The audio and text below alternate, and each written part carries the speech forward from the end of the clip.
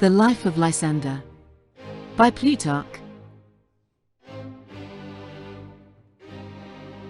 The treasury of the Acanthians at Delphi has upon it the following inscription: the spoils which Brasidas and the Acanthians took from the Athenians. For this reason many suppose that the stone statue which stands inside the treasure chamber, just by the door, is that of Brasidas, but it is really a copy of a statue of Lysander, wearing his hair and beard long, in the ancient fashion. For it is not true, as some say, that when the Argives after their great defeat shaved their hair in sign of mourning, the Spartans on the other hand, in pride at their victory let their hair grow long, nor was it because the Bacchiadi, when they fled from Corinth to Sparta had their hair cut short, and looked mean and despicable that made the Spartans, themselves eager to let their hair grow long, but the fashion was enjoined by Lycurgus. It is recorded that he said of this mode of wearing the hair, that it made handsome men look handsomer, and made ugly men look more ferocious. Aristoclitus, the father of Lysander, is said to have been a descendant of Heracles, though not a member of the royal family. Lysander was brought up in poverty, and, like other Spartans, proved himself obedient to discipline and of a manly spirit, despising all pleasures except that which results from the honor paid to those who are successful in some great action. This was the only enjoyment permitted to young men in Sparta, for they wish their children, from their very birth, to dread reproach and to be eager for praise, and he who is not stirred by these passions is regarded with contempt as a pluggish fellow without ambition.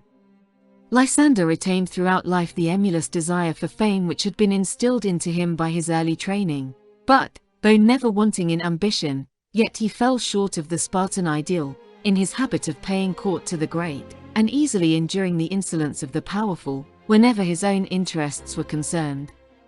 Aristotle, when he observes that the temperaments of great men are prone to melancholy, instances Socrates, Plato, and Heracles, and observes also that Lysander, when advanced in life, became inclined to melancholy. What is especially to be noted in his character is, that while he himself lived in honorable poverty, and never received a bribe from anyone, that he nevertheless brought wealth and the desire for wealth into his native country, and took away from it its old boast of being superior to money, for after the war with Athens he filled the city with gold and silver, although he did not keep a drachma of it for himself. When the despot Dionysius sent him some rich Sicilian dresses for his daughters, he refused them, saying that he feared they would make the girls look uglier than before. However, being shortly afterwards sent as ambassador to this same despot, when he again offered him 2 dresses, bidding him take whichever he chose for his daughter, he took them both away with him, saying that she would be better able to choose for herself. Towards the end of the Peloponnesian War, the Athenians, after their great disaster in Sicily, seemed likely to lose the command of the sea, and even to be compelled to sue for peace from sheer exhaustion. But Alcibiades, after his return from exile, effected a great change in the position of Athens, and raised the Athenian navy to such a pitch that it was able to meet that of the Lacedaemonians on equal terms. At this the Lacedaemonians again began to fear for the result of the war. They determined to prosecute it with greater earnestness than before, and as they required a skillful general, as well as a large force, they gave Lysander the command of their fleet.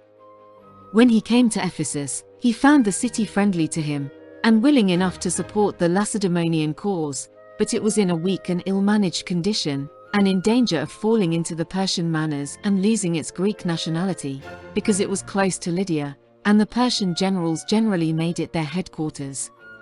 But Lysander formed a camp there, ordered all transports to be directed to sail thither, and established a dockyard for the construction of ships of war.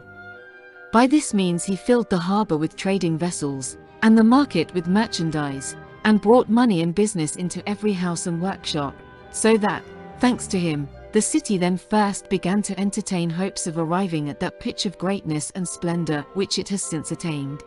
When he heard that Cyrus, the son of the king of Persia, had arrived at Sardis, he went thither to confer with him, and to complain of the conduct of Tissaphernes, who, although he received orders to assist the Lacedaemonians, and to drive the Athenians from the sea, yet by means of the influence of Alcibiades appeared to be very much wanting in zeal for the Lacedaemonian cause, and to be ruining their fleet by his parsimony.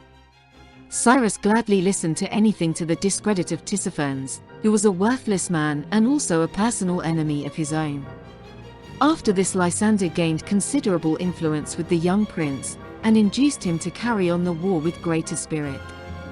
When Lysander was about to leave the court, Cyrus invited him to a banquet and begged him not to refuse his courtesies, but to demand whatever boon he pleased, as he would be refused nothing. Lysander replied, "Since, Cyrus, you are so very kind to me, I ask you to add an obelisk to the pay of the sailors, so that they may receive 4 obols a day instead of 3. Cyrus, pleased with his warlike spirit, presented him with 10,000 darics, with which money he paid the extra obelisk to the sailors, and so improved the equipment of his fleet, that in a short time he all but emptied the enemy's ships, for their sailors deserted in crowds to the best paymaster, and those who remained behind were so disheartened and mutinous, that they gave their officers continual trouble. Yet even after he had thus weakened his enemy's forces, Lysander dared not venture on a battle, knowing Alcibiades to be a brilliant general, and that his fleet was still the more numerous, while his many victories by sea and land made him feared at this period as invincible. When, however, Alcibiades sailed from Samos to Phocia, he left his pilot Anchises in command of the fleet. This man, wishing in a foolhardy spirit to insult Lysander, sailed into the harbour of Ephesus with 2 triremes, and arrogantly passed along the beach where the Lacedaemonian fleet lay drawn up, with loud laughter and noise. Lysander, enraged at this, at first only launched a few triremes to pursue him, but when he saw the Athenians coming to his assistance, he manned his whole fleet, and brought on a general action. Lysander was victorious, took 15 triremes, and erected a trophy. Upon this, the Athenian people were greatly incensed against Alcibiades, and removed him from his command, and he, being insulted and ill-treated by the soldiery at Samos, withdrew from the Athenian camp to the Chersonesus. This battle, though not in itself remarkable, yet became so because of the misfortunes which it brought upon Alcibiades.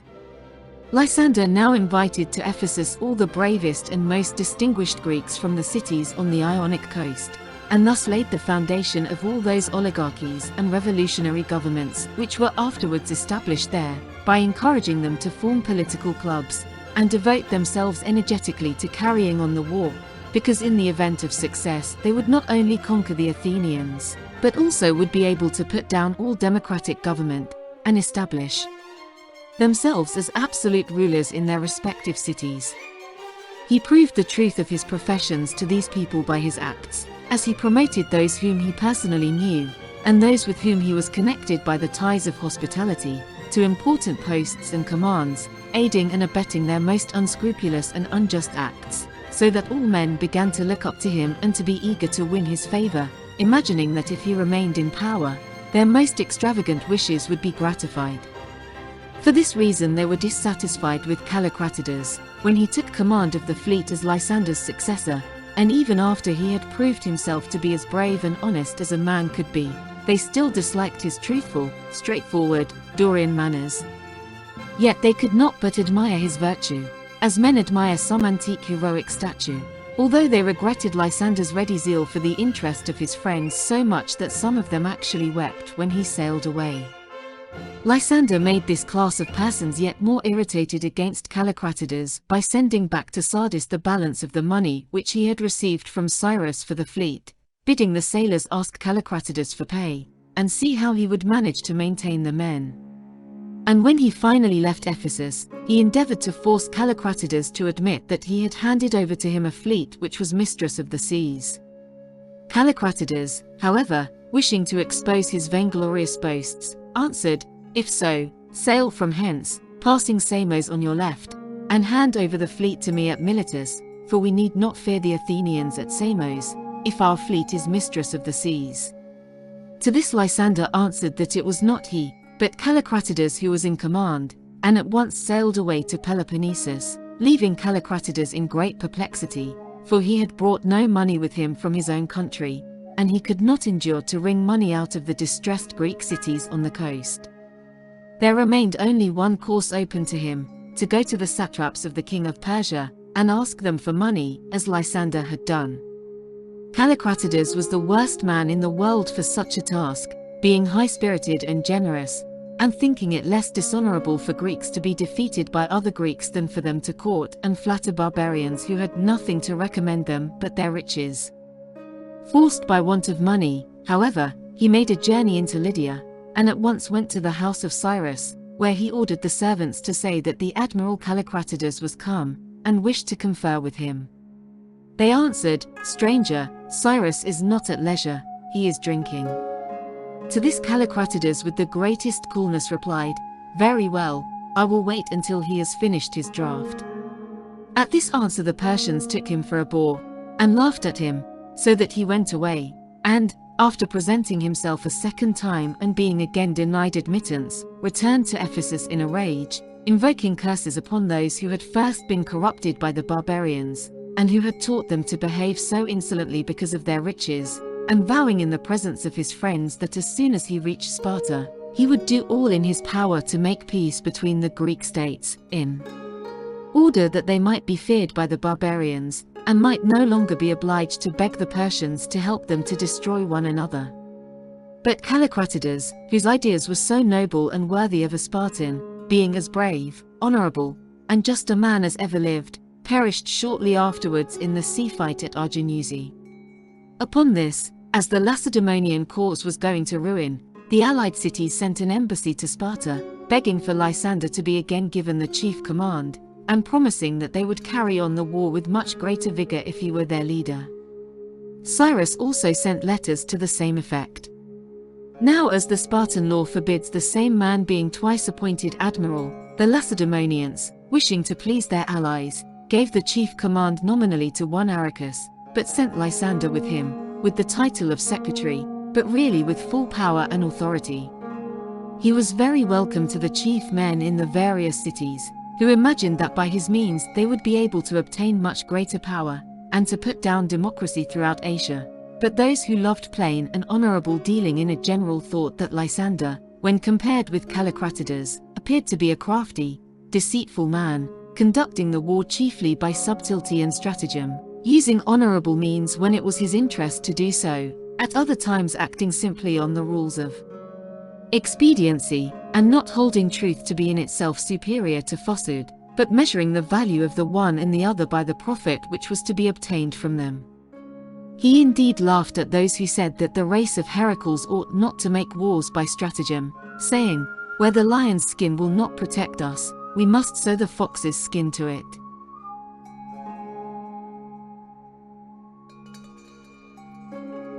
All this is borne out by what he is said to have done at Miletus. Here his friends and connections, to whom he had promised that he would put down the democratic constitution and drive their enemies out of the city, changed their minds, and made up their quarrel with their political opponents. At this reconciliation Lysander publicly expressed great satisfaction and even seemed anxious to promote a good understanding, but in private he railed at them and urged them to attack the popular party. But as soon as he heard of an outbreak having taken place, he at once marched into the city, addressed the insurgents roughly, and sent them away in custody, harshly treated, as if he meant to inflict some signal punishment upon them, while he bade those of the popular faction take courage, and not to expect any ill treatment while he was present. By this artifice he prevailed upon the chief men of the democratic party not to leave the city, but to remain and perish in it, as indeed they did, for every one who trusted to his word was put to death.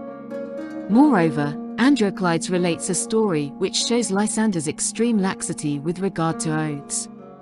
He is said to have remarked that, "We cheat boys with dice, and men with oaths."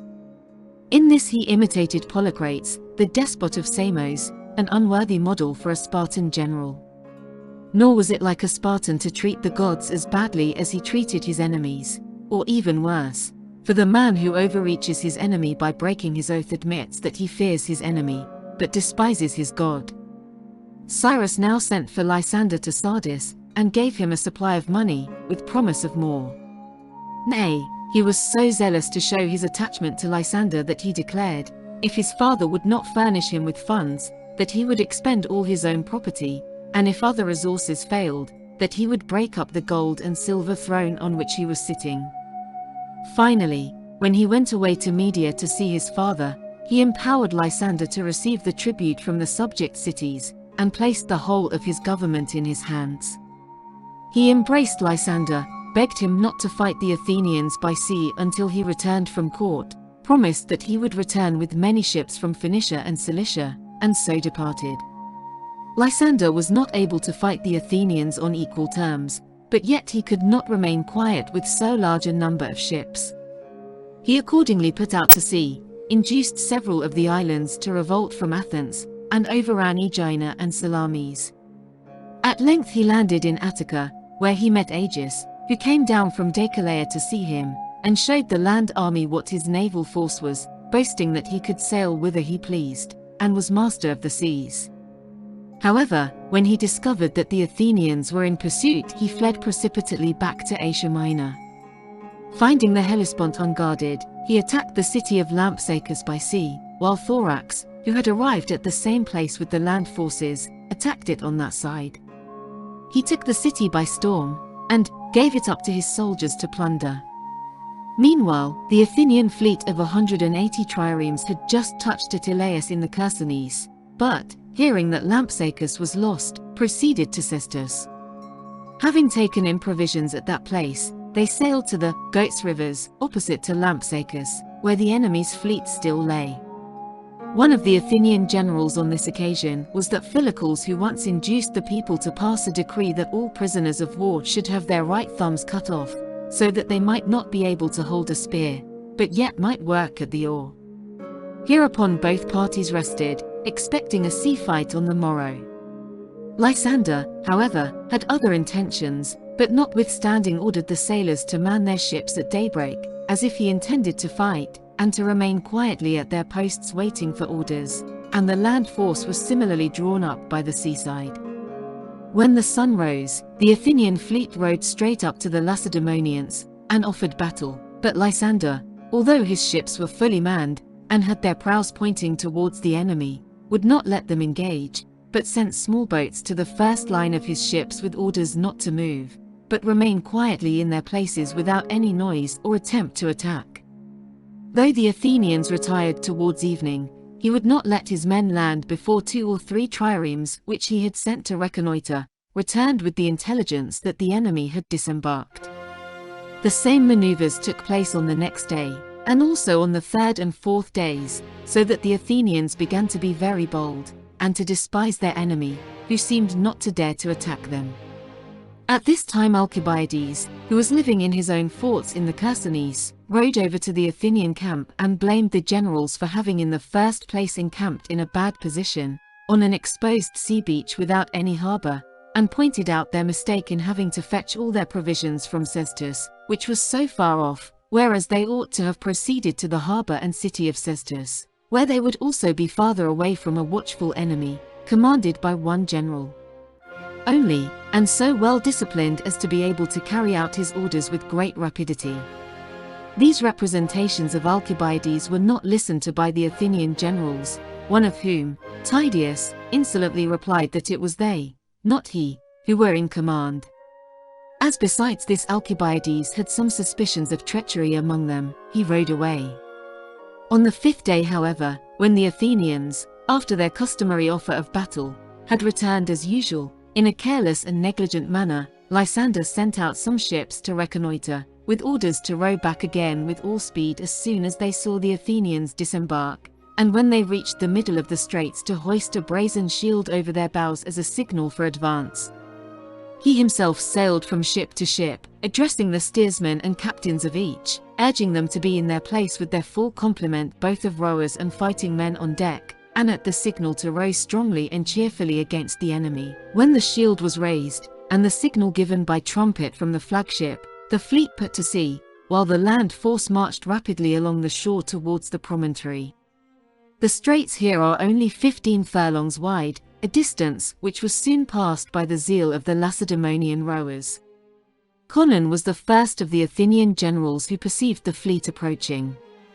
He at once called out to the men to embark, and in his agony of distress at the disaster, ordered, implored, and forced them into their ships. But all his zeal was useless, scattered as the crews were, For as soon as they disembarked they at once, not expecting any attack, began some to purchase food in the market, some to stroll about, while some went to sleep in their tents, and some began to cook, without the least mistrust of that which befell them, through the ignorance and inexperience of their leaders. As by this time the enemy were close upon them, with loud cries and noise of oars, Conon with 8 ships made his way safely through the enemy, and escaped to the court of Evagrius, king of Cyprus. As to the rest of the ships, the Peloponnesians took some of them empty, and sank the others as the sailors endeavored to get on board of them.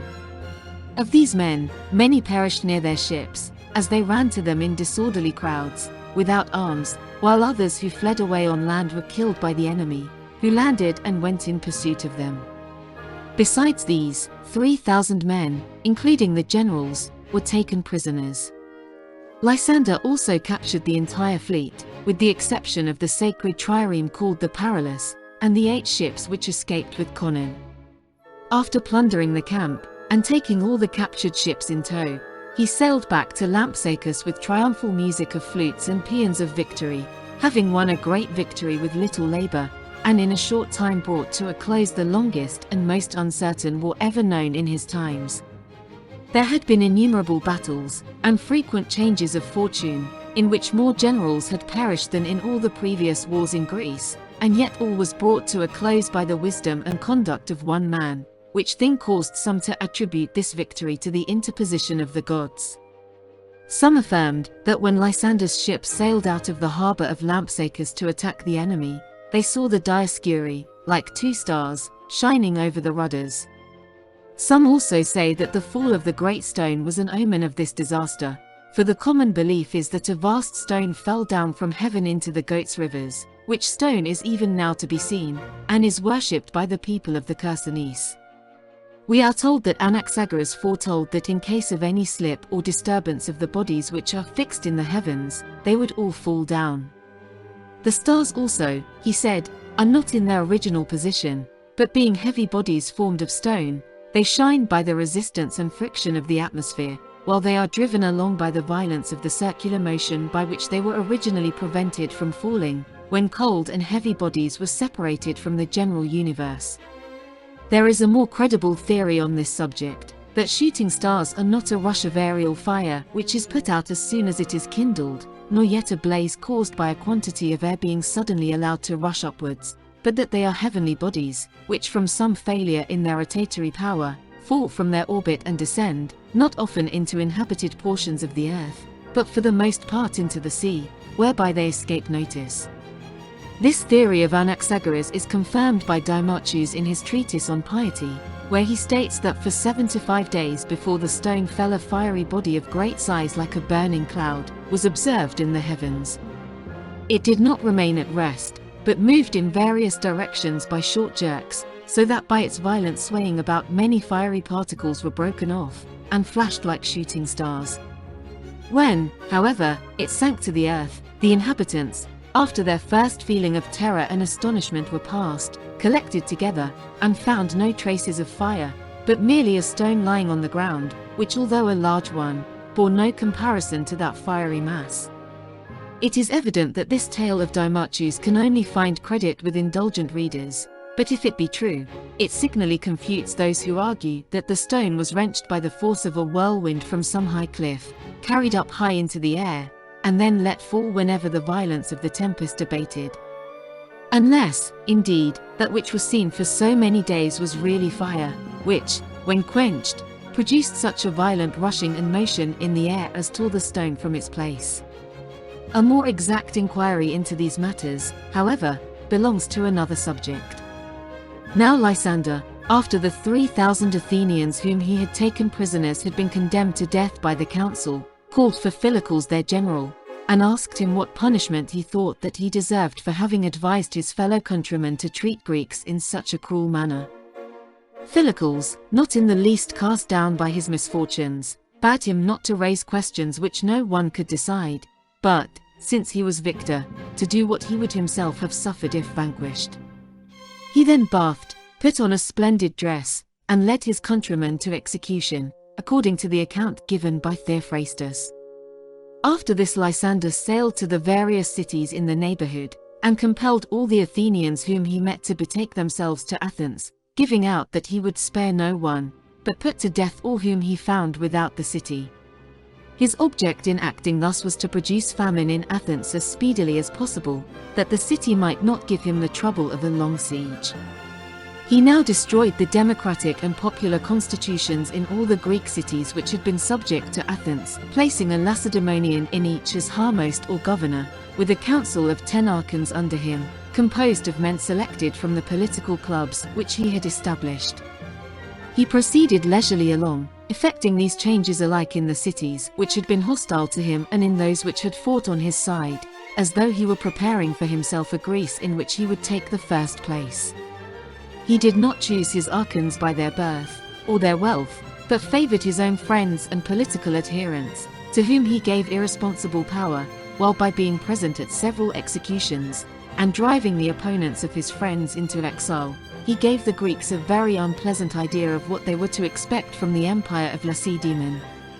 The comic poet Theopompus therefore appears to talk at random when he compares the Lacedaemonians to tavern keepers, because they at first poured out for the Greeks a most sweet draught of liberty and afterwards made it bitter, whereas in truth the taste of their rule was bitter from the beginning, as Lysander would not allow the people to have any voice in the government, and placed all the power in each city in the hands of the most daring and ambitious men of the oligarchical party. After spending a short time in arranging these matters and having sent messengers to Laconia to announce that he was coming thither with a fleet of 200 ships, he joined the Spartan kings, Agis and Pausanias, in Attica, and expected that the city of Athens would soon fall into his hands. Finding, however, that the Athenians made an obstinate defense, he crossed over to Asia again with the fleet. Here he overthrew the existing constitutions and established governments of 10 in all the cities alike, putting many citizens to death, and driving many into exile. He drove out all the inhabitants from the island of Samos in a body, and handed over the cities in that island to those who had previously been banished. He also took Sestus from the Athenians, and would not allow the people of Sestus to live there, but gave the city and territory over to those who had acted as steersmen and masters on board of his ships. This indeed was the first of his acts which was cancelled by the Lacedaemonians, who restored Sestus to its inhabitants. Yet his proceedings were viewed with satisfaction by the Greeks, when he restored the Aeginetans, who had for a long time been banished from their island, and also refounded Melos and Scione, the Athenians being driven away and forced to give up the cities.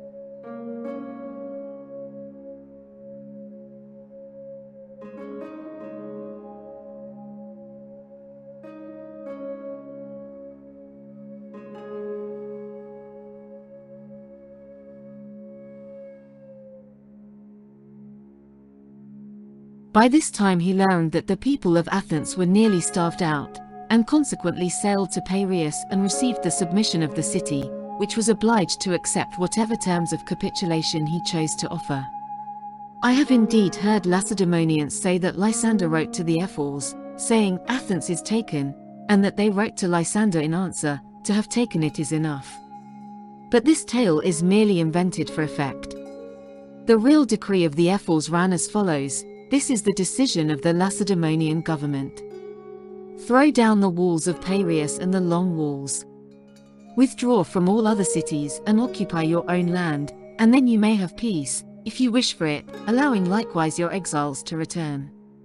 With regard to the number of the ships, whatever be judged necessary by those on the spot, that do.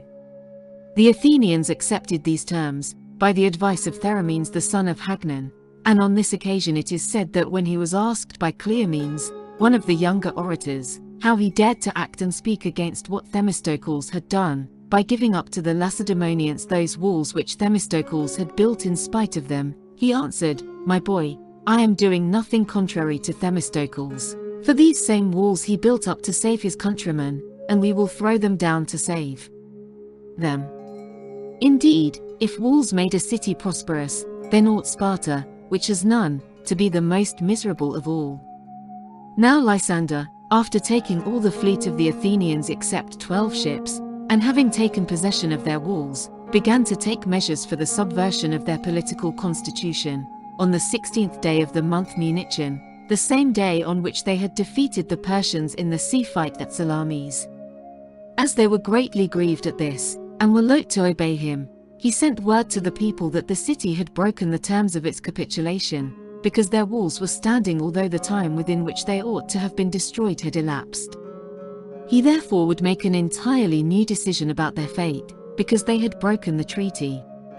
Some writers say that he actually consulted the allies about the advisability of selling the whole population for slaves, in which debate the Banarianthus proposed to destroy the city and make the site of it a sheep walk. Afterwards, however, when the generals were drinking together, Aphocians sang the first song in the Electra of Euripides, which begins with the words, "Electra, Agamemnon's child, I reach thy habitation world." At this their hearts were touched, and it appeared to them to be a shameful deed to destroy so famous a city, and one which had produced such great men. After this, as the Athenians agreed to everything that Lysander proposed, he sent for a number of flute players out of the city, collected all those in his camp, and destroyed the walls and burned the ships to the sound of music, while the allies crowned themselves with flowers and danced around, as though on that day their freedom began.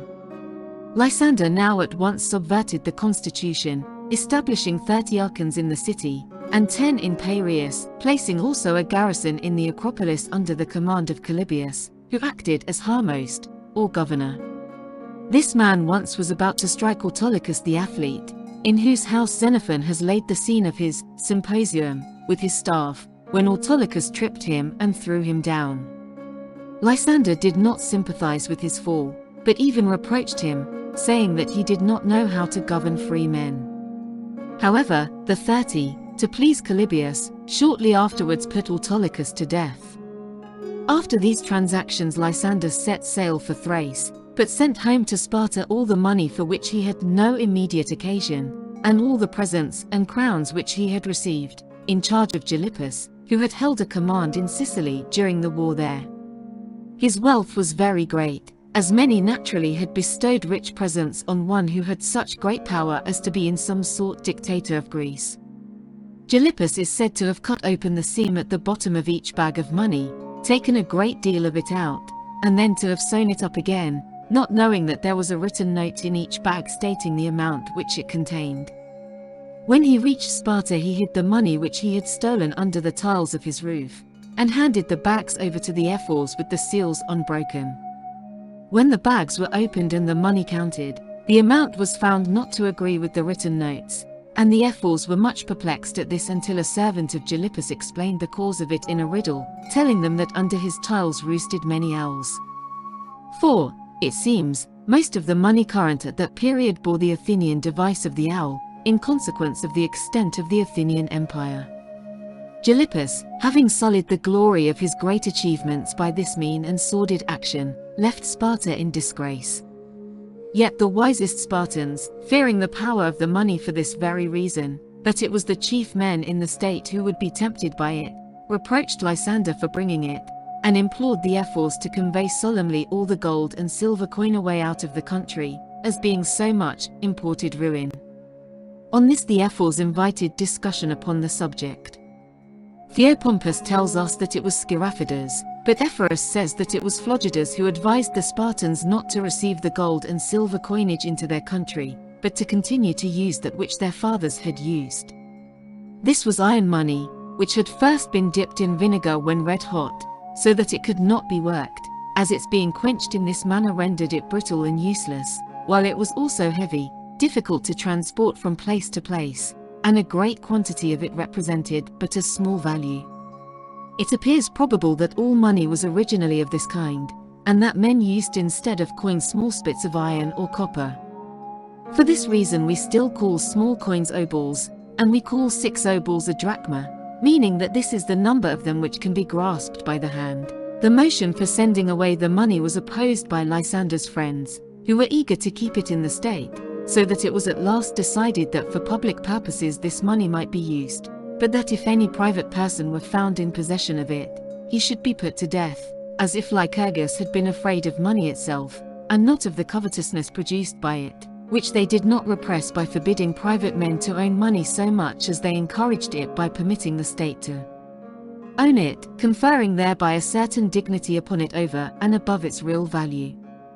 It was not possible for men who saw that the state valued silver and gold to despise it as useless, or to think that what was thus prized by the whole body of the citizens could be of no concern to individuals. On the contrary, it is plain that national customs much sooner impress themselves on the lives and manners of individuals, than do the faults and vices of individuals affect the national character. When the whole becomes corrupt, the parts necessarily become corrupt with it, but the corruption of some of the parts does not necessarily extend to the whole, being checked and overpowered by those parts which remain healthy. Thus the Spartans made the law and the fear of death guard the houses of their citizens so that money could not enter them, but they did not guard their minds against the seductions of money, nay, even encouraged them to admire it, by proclaiming that it was a great and important matter that the commonwealth should be rich. However, I have discussed the conduct of the Lacedaemonians in this respect in another book. From the proceeds of the plunder which he had taken, Lysander set up a brazen statue of himself and of each of the admirals at Delphi, and also offered up golden stars to the Dioscuri, which stars disappeared just before the Battle of Leuctra. Besides this, in the treasury of Brasidas and the Acanthians there used to be a trireme made of gold and ivory, 2 cubits long, which was sent to him by Cyrus as a present on the occasion of his victory. Anaxandrides of Delphi also tells us that Lysander deposited there a talent of silver, 52 minae, and 11 of the coins called staters, which does not agree with the accounts given by other writers of his poverty.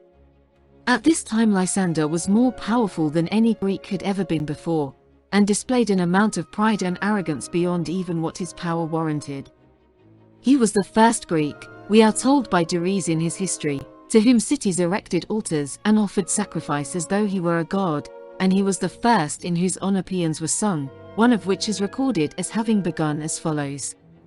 The praise of our fair gracious king, that comes from Sparta, let us sing, Iopaean. Nay, the Samians decreed that their festival, called Heria in honor of Hera, should be called Lysandreia. He always kept the poet Coerilus in his train, that he might celebrate his actions in verse, and when Antilochus wrote some stanzas in his praise he was so pleased that he filled his hat with silver and gave it to him. Antimachus of Colophon and one Niceratus of Heraclea each wrote a poem on his deeds, and competed before him for a prize, at the Lysandreia. He gave the crown of victory to Niceratus, which so enraged Antimachus that he suppressed his poem. Plato, who was a young man at that time, and admired the poetry of Antimachus, consoled him for his defeat by pointing out to him that the illiterate are as much to be pitied for their ignorance as the blind are for their loss of sight. When, however, the harper Aristonus, who had 6 times won the victory at the Pythian Games, to show his regard to Lysander, told him that if he won the prize again he intended to have his name proclaimed by the herald as Lysander's servant, Lysander said, "Does he mean to proclaim himself my slave?" This ambition of Lysander was only a burden to the great, and to those of equal rank with himself. But as none dared to thwart him, his pride and insolence of temper became intolerable. He proceeded to extravagant lengths both when he rewarded and when he punished, bestowing absolute government over important cities upon his friends, while he was satisfied with nothing short of the death of an enemy, and regarded banishment as too mild a sentence. Indeed, when subsequently to this he feared lest the chiefs of the popular party at Miletus might escape, and also wished to tempt those who had concealed themselves to leave their hiding place, he swore that he would not harm them, and when they, trusting to his word, came forward and gave themselves up, he delivered them over to the aristocratical party to be put to death, to the number of not less than 800 men. In all the other cities, too, an indiscriminate massacre of the popular party took place, as Lysander not only put to death his own personal enemies, but also those persons against whom any of his friends in each city might happen to have a grudge.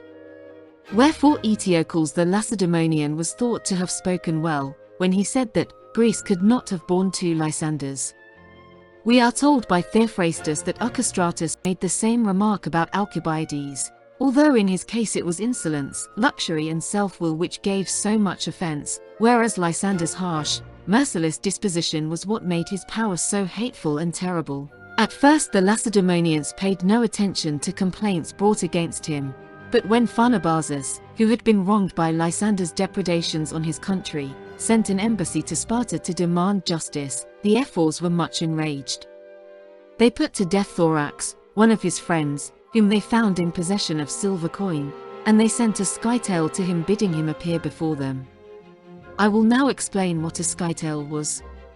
When the ephors sent out anyone as general or admiral of their forces, they used to prepare 2 round sticks of wood of exactly the same length and thickness, corresponding with one another at the ends. One of these they kept themselves, and the other they gave to the person sent out. These sticks they call skytails. Now when they desire to transmit some secret of importance to him, they wrap a long narrow strip of paper like a strap round the skytail which is in their possession, leaving no intervals, but completely covering the stick along its whole length with the paper. When this has been done they write upon the paper while it is upon the stick, and after writing they unwind the paper and send it to the general without the stick. When he receives it, it is entirely illegible, as the letters have no connection, but he winds it round the stick in his possession so that the folds correspond to one another, and then the whole message can be read. The paper is called skytail as well as the stick, as a thing measured is called by the name of the measure. Lysander, when this skytail reached him at the Hellespont, was much troubled, and as he especially feared the accusations of Pharnabazus, he hastened to confer with him, with a view to settling their dispute. When they met, Lysander begged him to write a second letter to the Spartan government, stating that he had not received any wrong, and that he had no charge to bring against him. It was, however, a case of diamond cut diamond, as the proverb has it, for Pharnabazus, while he ostensibly promised to do everything that Lysander wished, and to send publicly a letter dictated by him, had by him another privately written dispatch, and when the seals were about to be affixed, as the 2 letters looked exactly alike, he substituted the privately written one for that which Lysander had seen. When then Lysander reached Lacedaemon, and proceeded, as it customary, to the Senate house, he handed over to the ephors this letter of Pharnabazus, with the conviction that thereby he was quashing the most important of all the charges against himself, for Pharnabazus was much loved by the Lacedaemonians, because he had taken their part in the war more zealously than any other Persian satrap.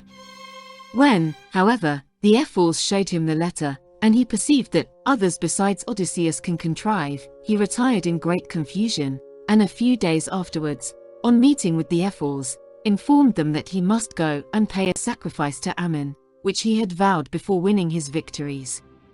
Some historians tell us that this was true, and that when he was besieging Aphyte, a city in Thrace, the god Ammon appeared to him in a dream, in consequence of which he raised the siege, imagining this to be the will of the god, ordered the inhabitants to sacrifice to Ammon, and himself made preparations for proceeding at once to Libya to propitiate the god.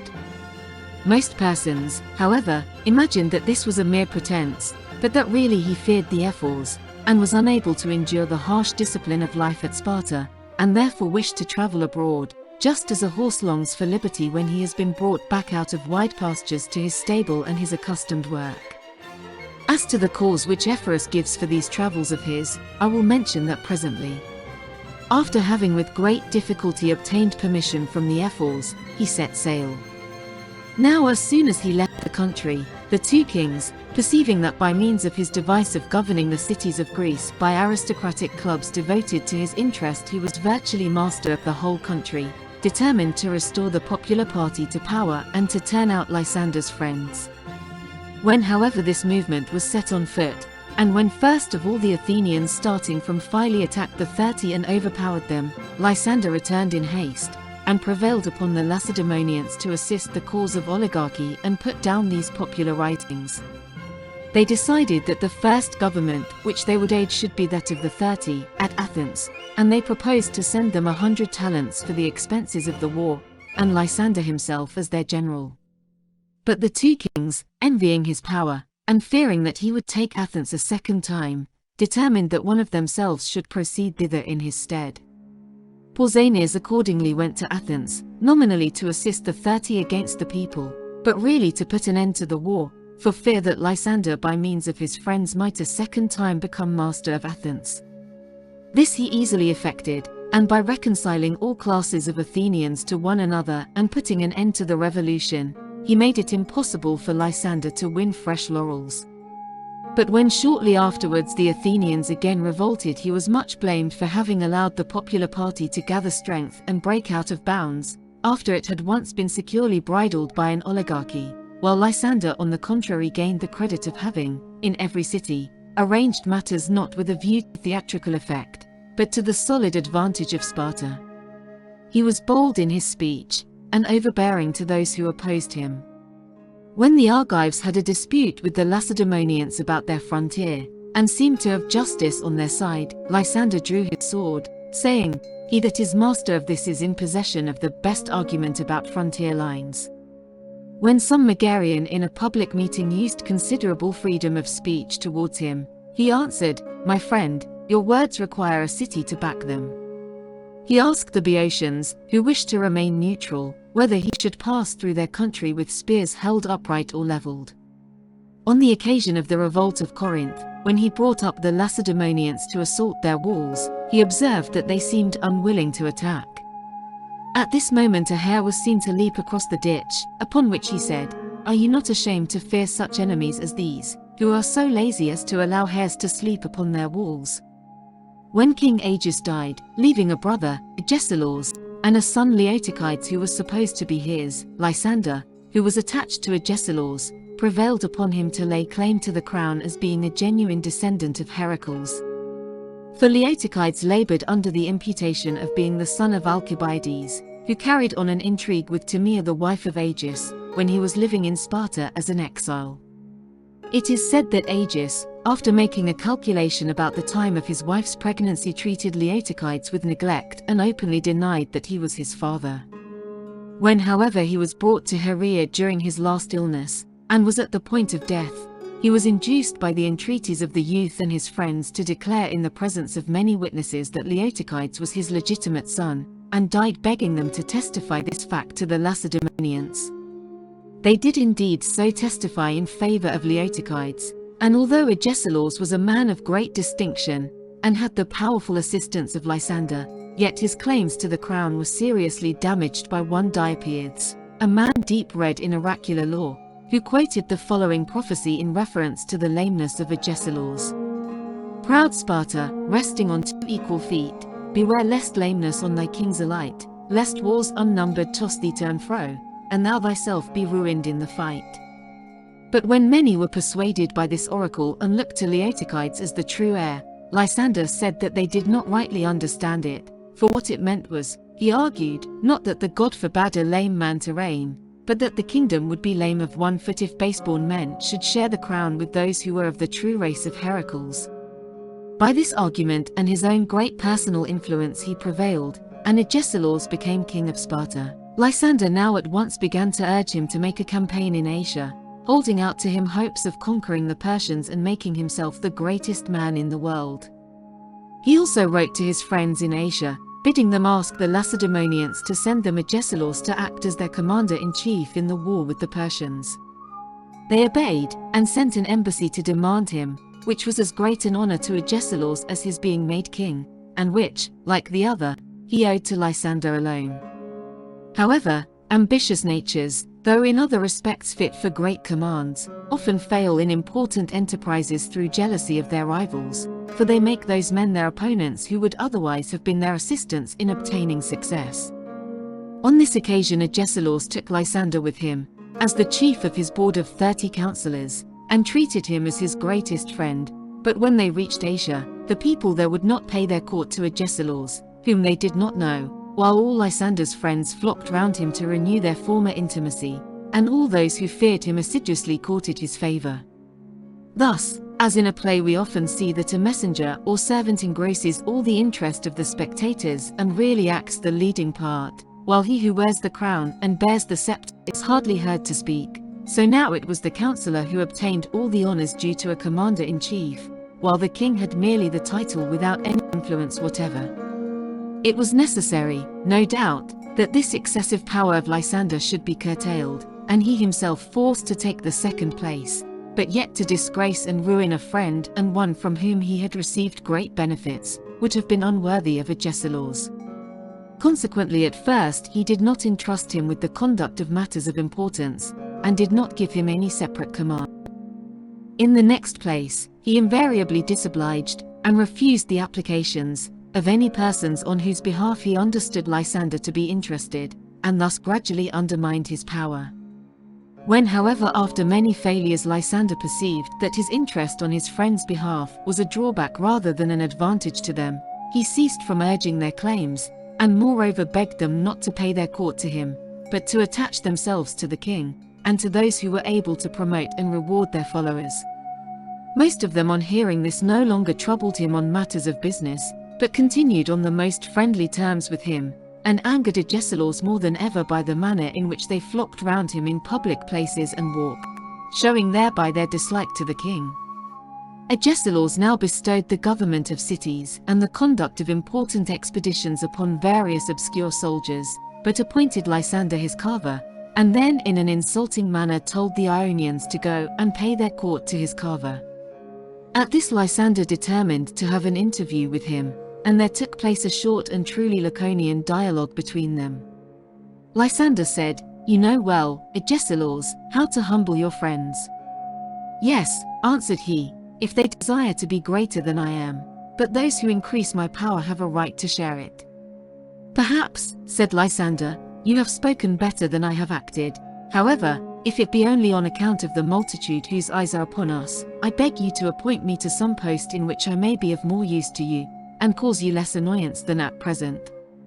Upon this he was sent on a special mission to the Hellespont, where although he was at enmity with Agesilaus, he did not neglect his duty, but, finding that the Persian Spithridates, a man of noble birth and commanding a considerable force, was on bad terms with Pharnabazus, he induced him to revolt, and brought him back with him to Agesilaus. After this Lysander was given no further share in the conduct of the war, and after some time sailed back to Sparta in disgrace, full of rage against Agesilaus, and hating the whole Spartan constitution more than ever. He now determined without any further delay to put in practice the revolutionary plans which he had so long meditated. These were as follows: when the descendants of Heracles, after associating with the Dorians, returned to Peloponnesus, their race grew and flourished at Sparta. Yet it was not every family of the descendants of Heracles, but only the children of Euripon and Aegeus who had a right to the throne, while the others gained no advantage from their noble birth, as all honors in the state were given according to merit. Now Lysander, being a descendant of Heracles, after he had gained great glory by his achievements and obtained many friends and immense influence, could not endure that the state should reap such great advantages from his success, and yet continue to be ruled by men of no better family than himself. He meditated, therefore, the abolition of the exclusive right to the throne possessed by these two families, and throwing it open to all the descendants of Heracles, or even, according to some historians, to all Spartans alike, in order that the crown might not belong to the descendants of Heracles, but to those who were judged to be like Heracles in glory, which had raised Heracles himself to a place among the gods themselves. If the throne were disposed of in this manner, he imagined that no Spartan would be chosen king before himself. First then he proposed to endeavor to win over his countrymen to his views by his own powers of persuasion, and with this object studied an oration written for him by Cleon of Halicarnassus. Soon, however, he perceived that so new and important a scheme of reform would require more violent means to carry it into effect, and, just as in place supernatural machinery is resorted to where ordinary human means would fail to produce the wished-for termination, even so did Lysander invent oracular responses and prophesize and bring them to bear on the minds of his countrymen, feeling that he would gain but little by pronouncing Cleon's oration, unless the Spartans had previously, by superstition and religious terrors, been brought into a state of feeling suitable for its reception. Ephorus relates in his history that Lysander endeavored by means of one Phaercles to bribe the priestess at Delphi, and afterwards those of Dodona, and that, as this attempt failed, he himself went to the oracle of Ammon and had an interview with the priests there, to whom he offered a large sum of money. They also indignantly refused to aid his schemes, and sent an embassy to Sparta to charge him with having attempted to corrupt them. He was tried and acquitted, upon which the Libyans, as they were leaving the country, said, "We at any rate, O Spartans, will give more righteous judgments when you come to dwell amongst us, for there is an ancient oracle which says that the Lacedaemonians shall some day settle in Libya."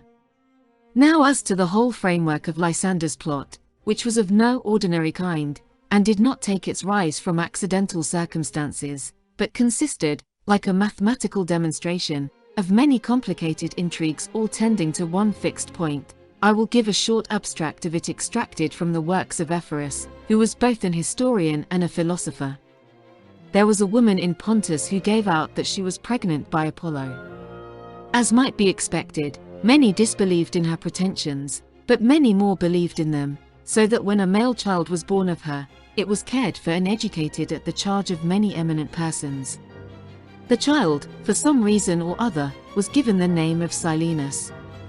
Lysander, starting with these materials, constructed the rest of the story out of his own imagination. He was assisted in his scheme by many persons of the highest respectability, who unsuspiciously propagated the fable about the birth of the child, and who also procured another mysterious story from Delphi, which they carefully spread abroad at Sparta, to the effect that some oracles of vast antiquity are guarded by the priests at Delphi, in writings which it is not lawful to read, nor may anyone examine them or look upon them, until in the fullness of time one born of Apollo shall come, and, after clearly proving his birth to the guardians of these writings, shall take the tablets which contain them. This having been previously arranged, Silenus's part was to go and demand the oracles as Apollo's child, while those of the priests who were in the plot were to make inquiries and examine carefully into his birth, and at length were to appear convinced of the truth of the story, and show the writings to him, as being really the child of Apollo. He was to read aloud in the presence of many persons all the oracles contained in the tablets, especially one which said that it would be better for the Spartans to choose their kings from the best of the citizens. Silenus was nearly grown up, and the time to make the attempt had almost arrived, when the whole plot was ruined by the cowardice of one of the principal conspirators, whose heart failed him when the moment for action arrived. None of these particulars, however, were discovered till after Lysander's death. Before Agesilaus returned from Asia, Lysander perished in a Boeotian war in which he had become involved, or rather had involved Greece, for various accounts are given of it, some laying the blame upon him, some upon the Thebans, and some upon both. It was urged against the Thebans that they overturned the altar at Aulis and scattered the sacrifice, and also that Androclides and Amphitheus, having been bribed by Persia to induce all the Greek states to attack the Lacedaemonians, had invaded the Phocian territory and laid it waste. On the other hand, Lysander is said to have been angry that the Thebans alone should claim their right to a tenth part of the plunder obtained in the war, though the other allies made no such demand, and that they should have expressed indignation at Lysander's sending such large sums of money to Sparta. His naturally harsh temper was now soured by age, and he urged on the Ephors into declaring war against the Thebans, and appointing him their general to carry it on. Subsequently, however, they sent the king, Pausanias, with an army, to cooperate with him. Pausanias marched in a circuitous course over Mount Kithaeron, meaning to invade Boeotia on that side, while Lysander with a large force came to meet him through Phocis. He took the city of Orchomenus, which voluntarily came over to his side, and he took Lebedea by storm and plundered it. He now sent a letter to Pausanias bidding him march through the territory of Plataea and join him at Haliartus, promising that at daybreak he would be before the walls of Haliartus. The messenger who carried this letter fell into the hands of the enemy, and the letter was taken to Thebes. Hereupon the Thebans entrusted their city to the care of the Athenians, who had come to their aid, and themselves started early in the evening, reached Haliartus a little before Lysander, and threw a body of troops into the town. Lysander, on discovering this, at first determined to halt his army on a hill in the neighborhood and await the arrival of Pausanias, but as the day went on he could remain quiet no longer, but got his men under arms, harangued the allied troops, and led them in a close column down the road directly towards the city. Upon this, those of the bands who had remained outside the walls, leaving the city on their left hand, marched to attack the extreme rear of the Lacedaemonians, near the fountain which is called Kisusa, in which there is a legend that Dionysus was washed by his nurses after his birth, for the water is wine-colored and clear, and very sweet-tasted. Round the fountain is a grove of the Cretan storax trees, which the people of Haliartus point to as a proof of Rhadamanthus having lived there. They also show his tomb, which they call Alea. The sepulchre of Alcmena too is close by, for the story goes that she married Rhadamanthus here after the death of Amphitryon. Meanwhile, the bands in the city, together with the citizens of Haliartus themselves, remained quiet until Lysander and the first ranks of the enemy came close to the walls, and then suddenly opening the gates they charged and slew him together with his soothsayer and some few more, for most of them fled quickly back to the main body. However, as the bands did not desist but pressed on, the whole mass took to flight, and escaped to the neighboring hills with a loss of about 1,000 men. 300 of the bands also fell in an attack which they made on the enemy in rough and difficult ground. These men had been accused of favoring the Lacedaemonians, and it was to wipe out this unjust imputation before the eyes of their fellow citizens that they showed themselves so reckless of their lives. When Pausanias heard of this disaster, he was marching from Plataea towards Thespiae.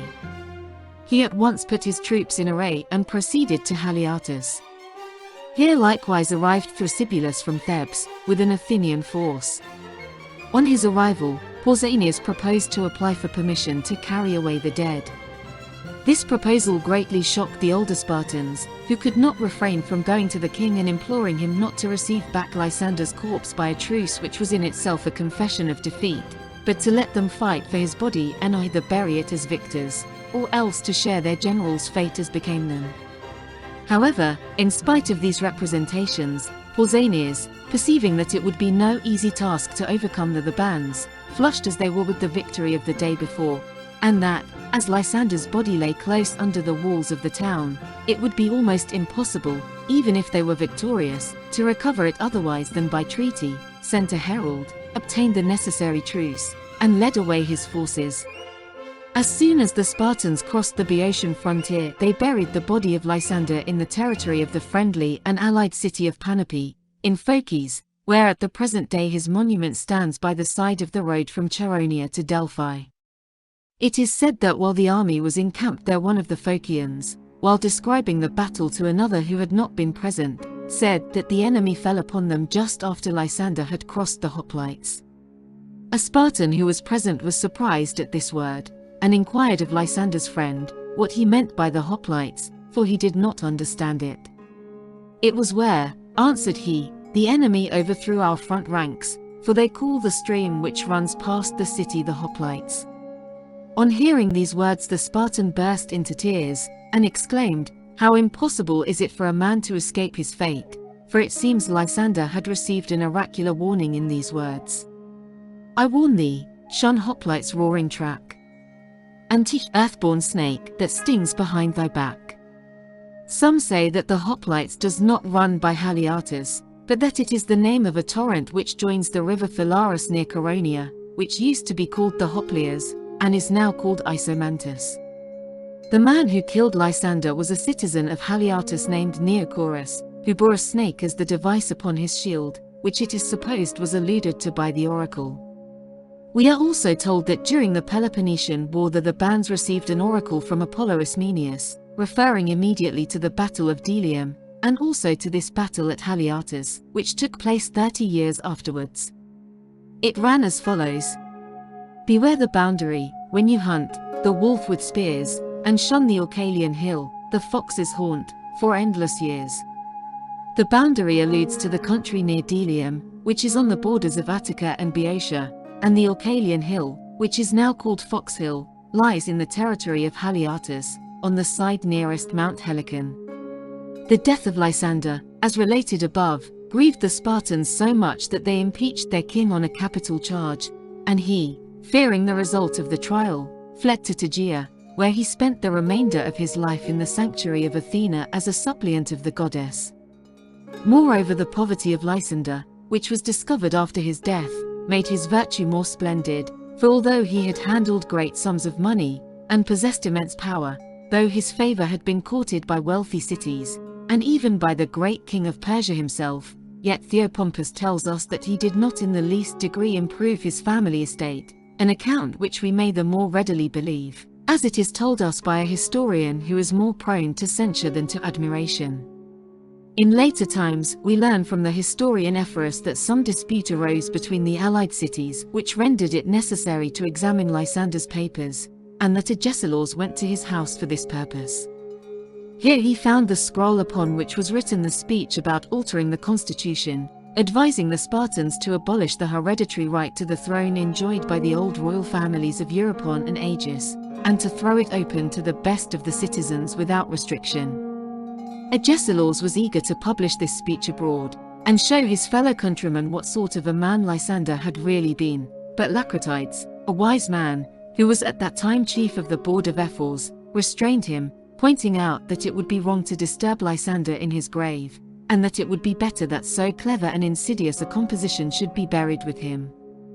Among other honors which were paid to Lysander after death, the Spartans fined the suitors of his daughters, because when after his death his poverty was discovered, they refused to marry them, thus showing that they had paid their court to him when they believed him to be rich, and neglected him when his poverty proved him to have been just and honorable.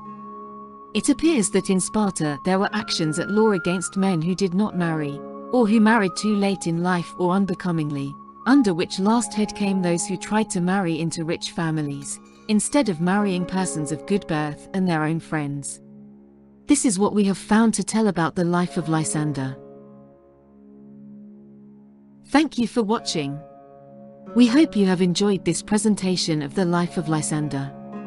If so, please consider hitting the like button and subscribing to the Classic Masterworks channel.